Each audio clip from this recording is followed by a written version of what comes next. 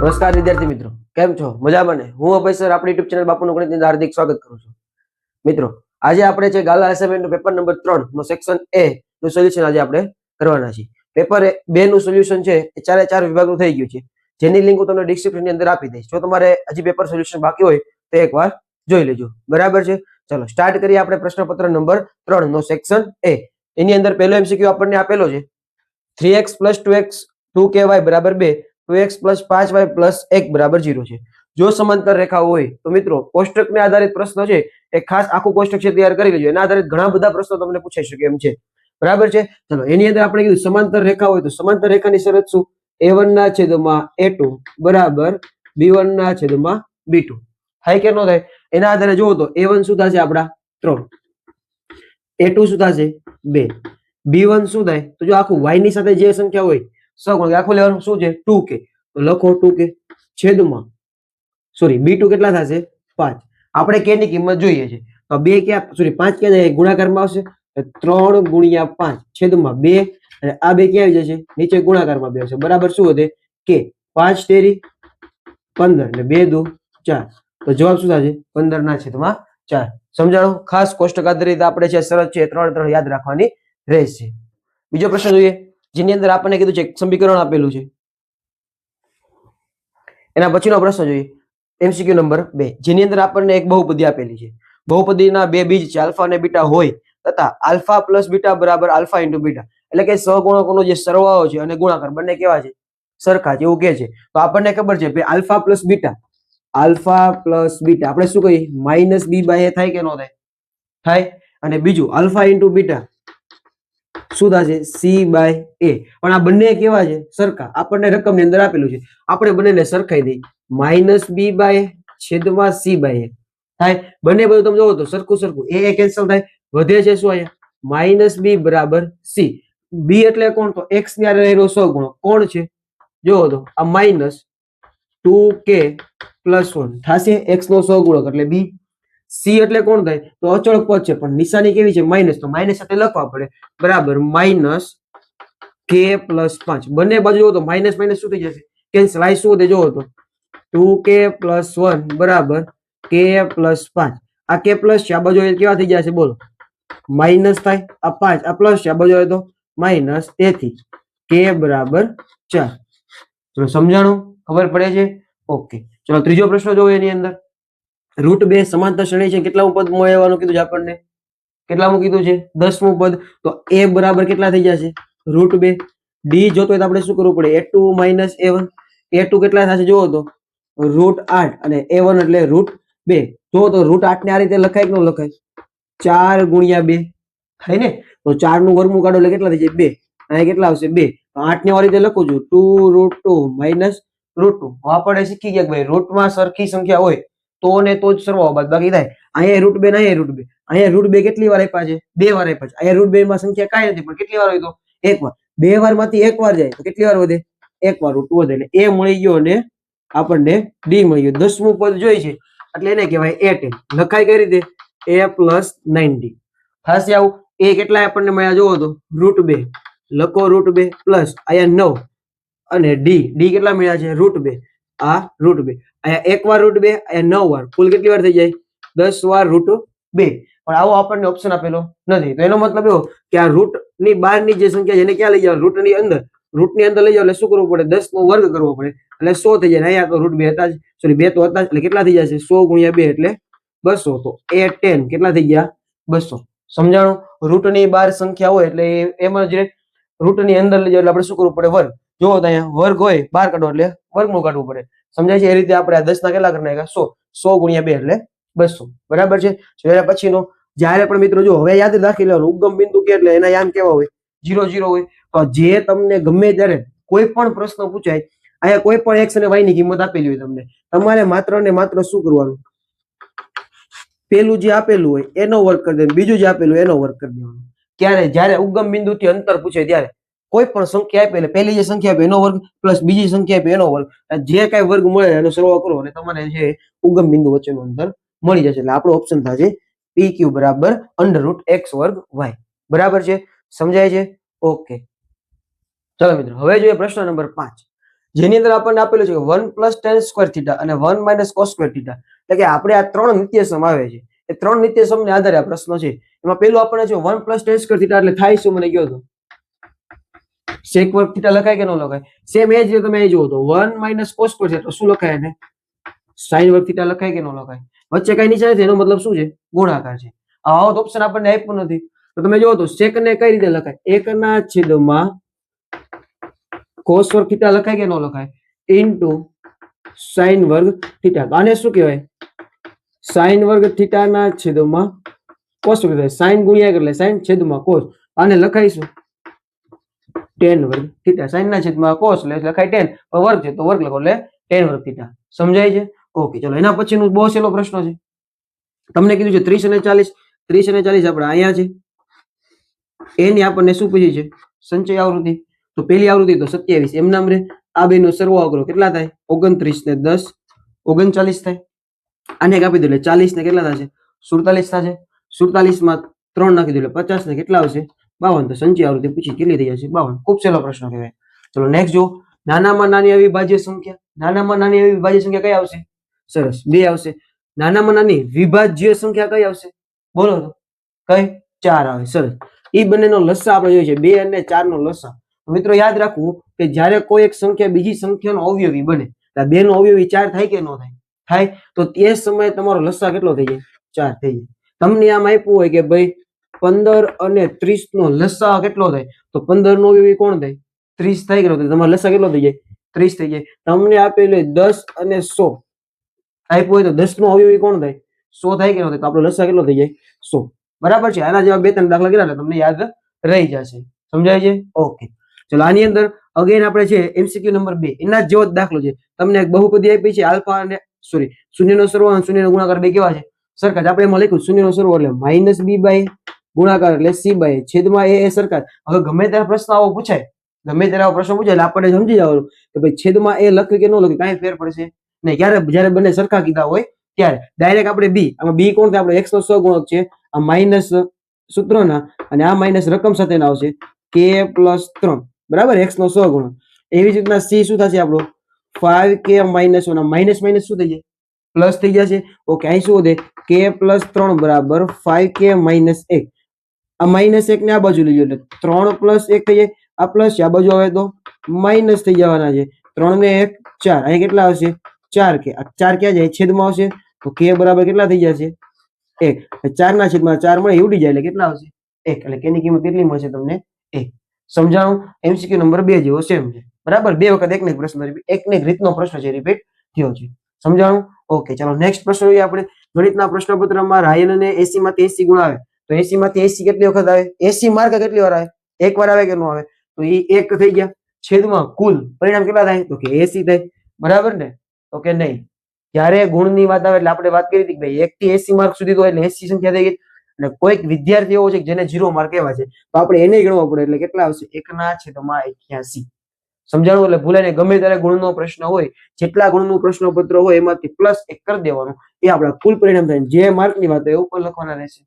સમજાણું? ઓકે, ચાલો sin વર્ગ થીટા + cos સ્ક્વેર થીટા. આપણે કીધું કે ભાઈ નિત્યસમ આધારિત છે, બંનેનો સરવાળો કેટલો થશે મિત્રો? 1 થાય. આ નિત્યસમ છે, ડાયરેક્ટ વસ્તુ યાદ રાખવાની રહેશે. બરાબર છે? ઓકે, ચાલો મિત્રો હવે જોઈએ પ્રશ્ન નંબર 11. પ્રશ્ન નંબર 11 ની અંદર આપણને શું પૂછ્યું? વર્તુળનો સ્પર્શક વર્તુળને ખાલી બિંદુમાં છે. કેટલા બિંદુમાં છે? કયો તો તમે કેટલા બિંદુમાં? એક બિંદુમાં છે. સરસ, એક બિંદુમાં. અને જો છેદિકાની વાત કરવામાં આવે તો વર્તુળને કેટલા બિંદુમાં છે? 2 બિંદુમાં છે. સરસ. ચલો પછી પ્રશ્ન આપ્યો છે m = 15, x બાર = 18, z પૂછ્યું. આપણી પાસે એક જ સૂત્ર છે જેની અંદર ત્રણેય આવે છે. કોણ છે? z = 3m - 2x બાર.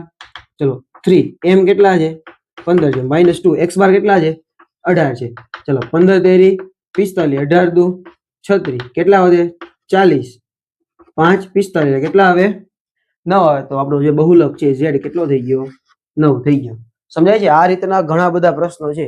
આપણે જે કીધું છે કે ભાઈ આપણી YouTube ચેનલની અંદર છે ચેપ્ટર નંબર 13 ના 2017 થી લઈને 2025 ના તમામે તમામ પ્રશ્નો છે એક વિડીયોની અંદર કવર કર્યા છે. એની લિંક પણ હું તમને ડિસ્ક્રિપ્શનની અંદર આપી દઈશ. એકવાર જોઈ લો તમને આઈડિયા આવી જાય કે ચેપ્ટર નંબર 13 માંથી અત્યાર સુધી કેવા પ્રશ્નો પૂછાયેલા છે. બરાબર છે? ચલો નેક્સ્ટ જોઈએ આપણે 13મો પ્રશ્ન. 13 ની અંદર આપણને કીધું છે કે ભાઈ આ સંખ્યા અને આ સંખ્યા કેવી છે? અસમય સંખ્યા છે. જોઈને કે તમને શું લાગે છે, સમય સંખ્યા છે કે નહીં? સાચું આવશે કે ખોટું? બોલો તો કોમેન્ટ ની અંદર જવાબ લખો તમારો, શું આવશે જોઈએ આપણે. ચાલો, આપણી પાસે એક નિત્ય સંખ્યા યાદ કરો. આ જો √2 - √3 આવો કાવું શું બનાવું છું? √2 + √3 એટલે આ બેના પદ ચેન્જ કરી નાખ્યા. આપણી પાસે નિત્ય સમજે a - b a + b બંને કેવા છે? સંખ્યા સરખી, એકવાર કૌંસ માઇનસમાં એકવાર પ્લસમાં, તો શું થાય? પેલાનો વર્ગ આવે માઇનસ બીજાનો વર્ગ આવે, થાય કે નો થાય? ચાલો, √2 નો વર્ગ 2, √3 નો વર્ગ 3, જવાબ શું આવે? -1. -1 અસમય સંખ્યા છે ઓકે નહીં, તો વિધાન કેવું આપણું આવશે? ખોટું આવશે. બરાબર છે. ચલો, n ઘાત વાળી બહુપદીને મહત્તમ ઘાત n + 1 શૂન્ય હોય તો ખોટું આવશે વિધાન. શું કામ ખોટું? આપણે માનો કે એક બહુપદી લખું 2x - 3x + 2, તો આમાં વધુમાં મહત્તમ ઘાત કેટલી છે? 2. તો આના શૂન્યની સંખ્યા કેટલી મળે? 2. હું આમ લખું x ની 8 ઘાત -8 બરાબર 0, તો આની મહત્તમ ઘાત કેટલી છે? 8. તો આના શૂન્યની સંખ્યા કેટલી મળે? 8. તો જો n ઘાત વાળી હોય, હું આમ લખું x ની n ઘાત -x બરાબર 0, તો મહત્તમ ઘાત n હોય, મહત્તમ ઘાત n હોય તો આના શૂન્યની સંખ્યા કેટલી મળે? n. n + 1 મળે, એના કરતા વધુ મળે નહીં. એટલે આ વિધાન કેવું છે? ખોટું થશે. પછીનું જોઈએ કે ભાઈ આપણને એક બહુપદી આપી છે, નો આલેખ x અક્ષને બિંદુ 8 અને 0 માં છેદે છે. x અક્ષની વાત છે, 8 અને 0 માં છેદતો હોય, એનો મતલબ એવો, આને તમે આ કિંમતને, આ બિંદુને તમે આ સમીકરણની અંદર મૂકી દો અને તમને વિધાન છે 24 છે. એટલે પછીના પ્રશ્ન શું આપ્યું છે? ઓકે, 3x + 4y = 24 નો આલેખ x અક્ષને બિંદુ 8 અને 0 માં છેદે છે. આ બંને કિંમતને ડાબી બાજુ તમે મૂકી દો. જો જમણી બાજુ મળતી તો x અક્ષના બિંદુઓ છે. ચાલો જોઈએ આપણે 3, x ની જગ્યાએ આપણે 8 લખી નાખીએ, y 4 અને y ની જગ્યાએ 0 લખી નાખો. ચાલો, 8 તેરી 24 + 4 × 0 એટલે 0, કેટલો આવ્યો? 24. ડાબા બરાબર જવાબ થઈ ગયું. વિધાન છે એક તો કેવું થશે? સત્ય. એટલે વિધાન કેવું થશે? સાચું થશે. એનો મતલબ એવો, આ જે સમીકરણ છે એના બિંદુ x અક્ષના બિંદુ ક્યાં થશે? 8 અને 0. બરાબર છે. ચાલો નેક્સ્ટ જોઈએ. 2020 ની સાલમાં 53 વાર સોમવાર આવે તેની સંભાવના કેટલી છે? તો કે 3/7 છે. વિધાન સાચું કે ખોટું ચેક કરીએ. તો પેલા આપણને ખબર હોવી જોઈએ કે 2020 જયારે તમે આ પ્રકારનો પ્રશ્ન જોવો તો જોવાનું ભાઈ લીપ વર્ષ છે, અને તમારે 4 વડે ભાગવાના. 4 × 5 = 20 થાય. તો એનો મતલબ એવો, આ લીપ વર્ષ છે તો લીપ વર્ષમાં દિવસો કેટલા હોય? 366. અને આપણને કીધું 53 વાર આવે, તો આપણને ખબર છે કોઈ પણ વર્ષ હોય, લીપ વર્ષ હોય કે પછી સામાન્ય વર્ષ હોય, 52 અઠવાડિયા કુલ આવવાના છે, 7 વડે ગુણી દો એટલે થાય 364 થાય. ડિફરન્સ કેટલો છે બે વચ્ચે? 2 નો છે, તો લખવાનું 2 ના છે તમારા 7. જવાબ ફિક્સ છે. વધારાના દિવસો કેટલા થઈ ગયા? 2. તો આ 2 દિવસમાંથી કોઈ પણ એક દિવસ કેવો હોઈ શકે? સોમવાર હોઈ શકે. એટલે સંભાવના કેટલી થશે? 2 ના છેદમાં 7. બરાબર છે.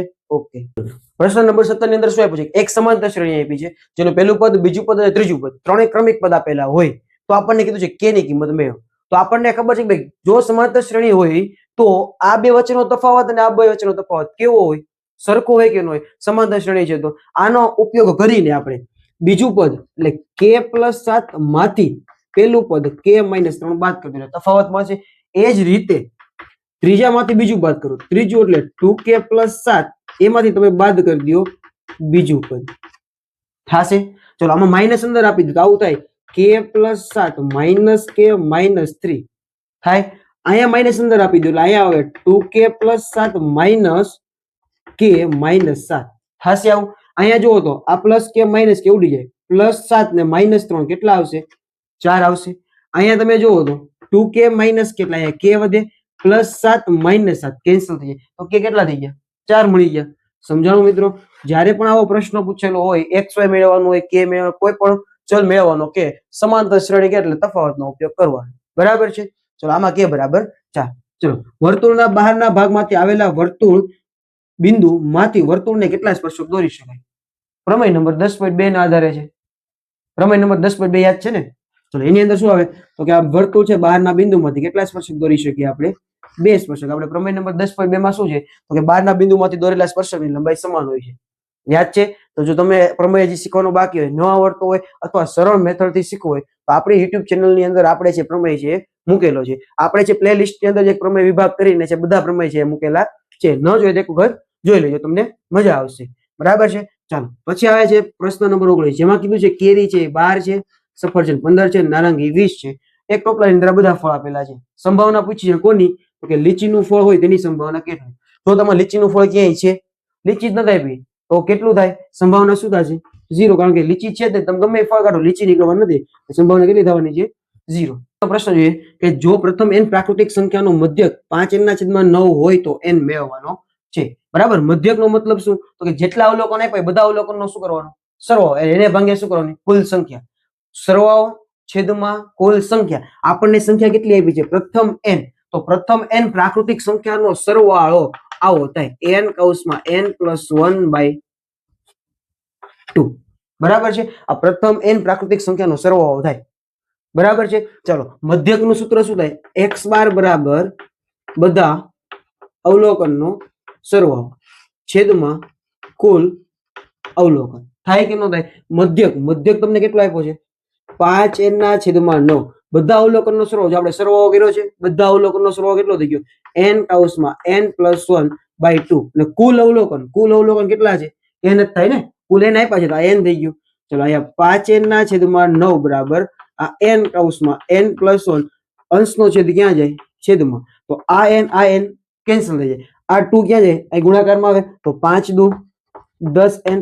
આ 9 ક્યાં આવે? અહીંયા ગુણાકારમાં એટલે 9 કૌંસમાં n+1. ચલો, આ 10n બરાબર 9 ગુણ્યા n એટલે 9n પ્લસ 9 ગુણ્યા 1 એટલે 9. આ 10n છે, આ બાજુ ક્યાં આવશે? માઇનસ થશે. 10n માઇનસ 9n બરાબર 9. અહીં કેટલા આવશે? n બરાબર 9. 10 માંથી 9 જાય તો એક વાર n વધે. અહીંયા 9 તો છે, એટલે કુલ 9 પ્રાકૃતિક સંખ્યાનો મધ્ય કેટલો થશે? 5n/9. આ મિત્રો સૂત્ર યાદ રાખવાનું છે. ગમે એટલી પ્રાકૃતિક સંખ્યા આપે તમને એમ કે પ્રથમ 10 પ્રાકૃતિક સંખ્યાનો સરવાળો, તમે આની અંદર n બરાબર 10 લ્યો, તમને 10 પ્રાકૃતિક સંખ્યાનો સરવાળો તમને મળી જશે. બરાબર છે, સમજાય છે? 10 પૂછે 20 પૂછે, આપણને આમાં n પૂછે n માટેનો સરવાળો આ થાય. એટલે આ સૂત્ર યાદ રાખવાનું રહેશે. બરાબર છે. ચાલો મિત્રો, હવે જોઈએ પ્રશ્ન નંબર 21, જે આપણે જોડકા સ્વરૂપે પૂછેલું છે, જેની અંદર પહેલી આકૃતિ આપણને આપેલી છે લંબઘનની. એના આધારે મેં લંબાઈ, પહોળાઈ અને ઊંચાઈ ત્રણે લખી નાખ્યું છે. આપણને પ્રશ્ન પૂછે કે લંબઘનનું કુલ પૃષ્ઠફળ. તો આના ઉપરથી આપણને બે પ્રશ્નો છે જોડકાની અંદર આપણે આવવાના છે, એટલે સૂત્ર ખાસ બધા પાકા કરવાના રહેશે. મને કહો તો લંબઘનનું કુલ પૃષ્ઠફળનું સૂત્ર શું થશે? બોલો તો. 2 કૌંસમાં LB plus BH plus HL થશે. ચાલો, મૂકો એની અંદર કિંમત બધી. આ 2 લંબાઈ કેટલી છે? 4 ગુણ્યા B કેટલા છે? 3 પ્લસ B કેટલા છે? 3. H કેટલા આપ્યા છે? 2 પ્લસ H2 ગુણ્યા L 4. ચાલો, અહીં 4 તેરી 12, 3 દુ 6, 4 દુ 8. અહીંયા 2, 8 ને 6 14, 14 ને 2 16, 16 ને 10 26 અને 26 દુ 52. અને અહીંયા સેમી છે તો અહીંયા સેમી જ આવશે, પણ પૃષ્ઠફળ છે તો શું આવશે? અહીંયા વર્ગ, એટલે 52 સેમી નો વર્ગ આવશે. બરાબર છે. ચલો, નેક્સ્ટ જોઈએ આપણને બીજી આકૃતિ આપેલી છે, સમઘનની આપેલી છે, જેની લંબાઈ કેટલી છે? 5 સેમી છે. બરાબર છે, પણ આની અંદર આપણને પૂછેલું શું છે? પાર્શ્વીય પૃષ્ઠફળ પૂછ્યું છે. બરાબર છે, તો એનું સૂત્ર શું થાય? 4l નો વર્ગ. જો સૂત્ર તો આવડવા જ જોઈએ. 4 l કેટલા છે? 5, એનો શું થાય? વર્ગ. 4 5 નો વર્ગ 25, તો 25 ચોક 100 સેમી છે તો સેમી, અને પૃષ્ઠફળની વાત હોય તો વર્ગ, એટલે 100 સેમી નો વર્ગ થશે. સમજાણા બે દાખલા? સૂત્ર આવડતા એટલે તરત છે તમને એ. ચલો, હવે જોઈએ લઘુવૃત્તાંશ ક્ષેત્રફળ. લઘુવૃત્તાંશ ક્ષેત્રફળનું સૂત્ર શું થાય? બોલો તો. πr² θ છેદમાં 360. બરાબર છે. અર્ધવર્તુળનો પરિઘનું સૂત્ર થાય 2πr, અને અડધું કીધું છે અર્ધ કરો, એટલે જવાબ શું આવશે? πr. બરાબર છે મિત્રો. આ વિડીયોની અંદર આપણો સેક્શન એના છે, તમામ પ્રશ્નોનું સોલ્યુશન કર્યું છે. બરાબર છે. આપણી યુટ્યુબ ચેનલ તમે નવા હોય તો સબસ્ક્રાઇબ કરો, અને ખાસ આપણા દરેક વિડીયો, જેટલા વિડીયો તમે જોવો છો બધાને લાઈક કરો. બરાબર છે. ઓકે.